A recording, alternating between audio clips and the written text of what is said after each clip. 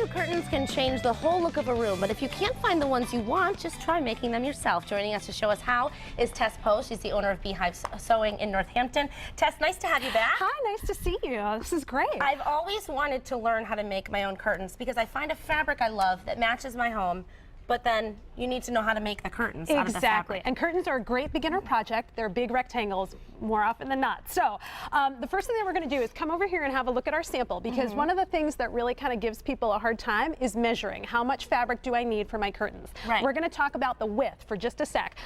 The sample that I have here, I want folks to have a look at home. You'll see that this says 2.5x. That means that the width of this piece of fabric is 2.5 times the width of my window. So you see you get a lot of ruffling. This is a rule of thumb if you want some really nice full kind of hotel style curtains. Yes. If we go ahead and have a look at what that looks like, if our curtain is 2 times the width of our curtain, a little bit less ruffling, but you still get a nice full look.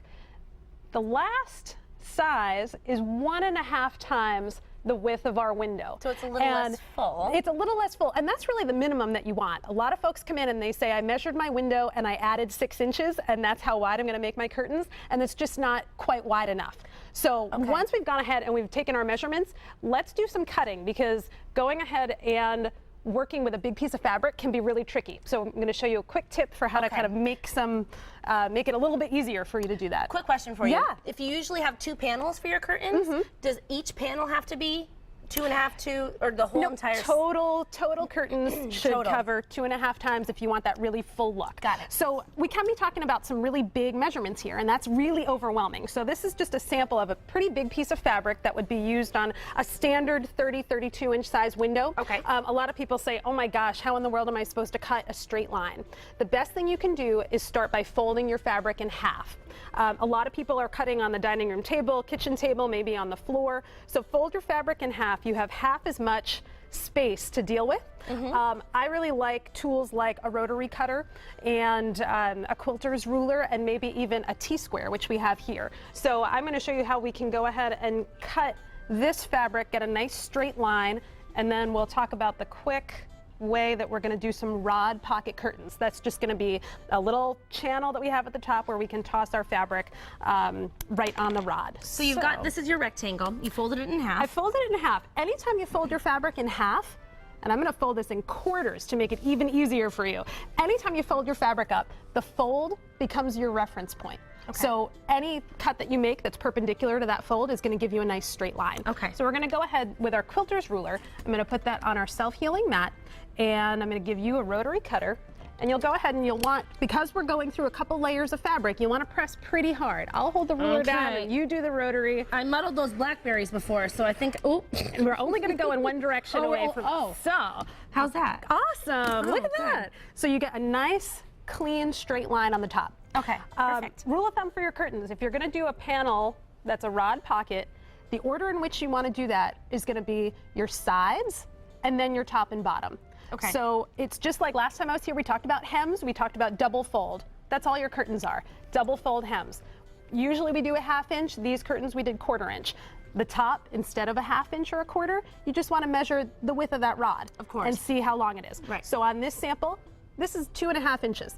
And that's going to be big enough for a rod. But you do the sides first before you do the top. Right, and that's how we ensure that we're not going to have any raw edges showing on the side. Right. So let's go ahead. I've already started this rod pocket here. Is this where I have to sew? This is where you have to sew. Okay. So I want to talk about, go right ahead and put it right in the machine. You know this isn't my strength, Tess. That's why you're here. We do team sewing, and it's awesome. I love it. So we're going to line this up so that you're sewing right along the fold. So that's just like hems.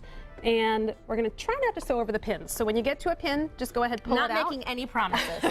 That's okay. So I'm going to go all the way down, right? So go all the way down. All right, this is something that people can do at home. You just need a very basic sewing machine. A basic sewing machine. One change you will want to make is that you'll want to use a little bit of a longer stitch length. And you don't need to pull your fabric from the back. The machine's going to do that for you.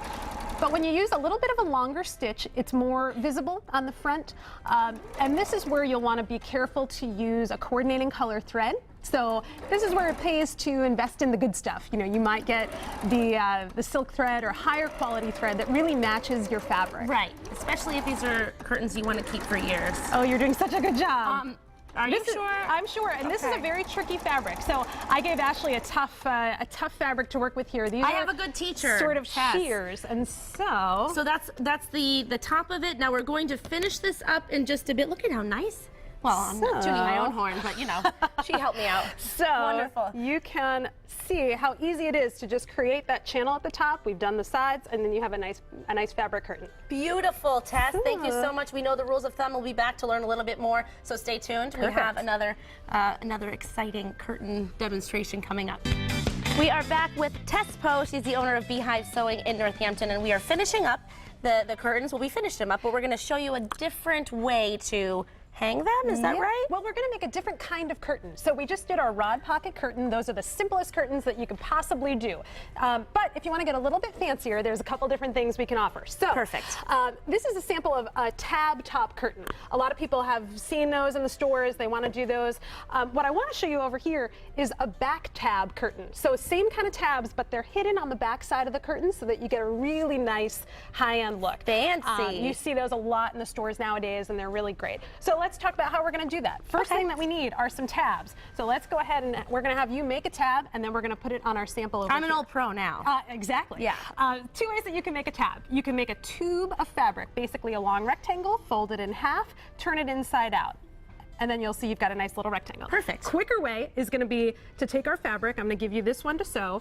I have a rectangle of fabric, and I've just folded it in half, pretty much folded it in half twice. So I've folded the sides in like this, and then I fold it one more time. Easy. And then we're just going to sew right along that fold line, and we have our tabs. Okay. So you go ahead.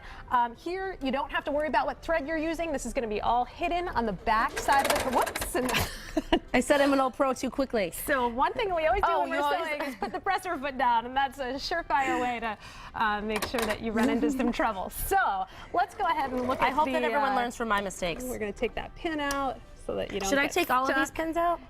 It's a good idea. You don't want to sew over your pins. We talked about that in the past. Sometimes if you sew over a pin, you could break a needle, you could bend the pin, you could damage your sewing machine. So now everyone knows how to do this. Perfect. Okay. So, and I'll show you, we've already got 4 of these tabs that are already made.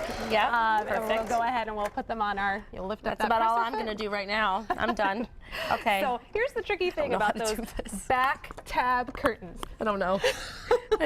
I need a 101 with you. We'll do a 101 on Okay, that sewing perfect. machine. So let's look at our sample here. I've already done the sides and I've already done the bottom.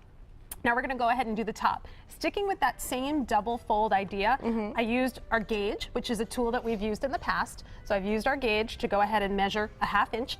And then we're going to stitch those tabs on the front of this curtain first. I'm just going to do one to show you what you can Perfect. do No, with you it. could do all of them. You will notice that I've drawn a line in Sharpie. Again, because this is not going to be seen, it's totally okay to do whatever you need to do in order to go in a straight line or be able to see where you're supposed to be sewing. Right, it's on the back. So I've sewn on that one tab to the front of my curtain. Now I'm going to fold down the top of that curtain, and the tab is going to flip over to the back side.